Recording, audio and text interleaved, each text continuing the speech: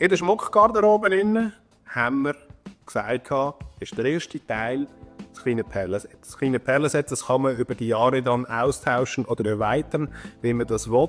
Meistens ist es so, dass man ein eigenes kleines Perlenset irgendeines, wenn man eine Tochter, eine Schwiegertochter oder irgendeine junge Frau im Umfeld hat, die einem wichtig ist, dann kommt sie zu einem und sagt, du, oh, ich muss an meinen ersten gesellschaftlichen Anlass, Kantiball, Offiziersball, was auch immer das da dann für einen Anlass tatsächlich stattfindet, dann muss sie etwas haben, damit es gut aussieht mit ihrem Oben, mit ihrem Ballkleid.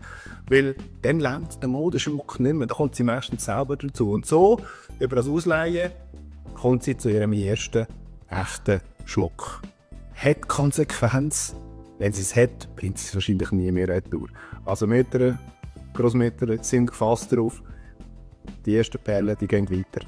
Eure Tochter, eure Schwiegertochter oder eine junge Frau, die ihr gerne habt.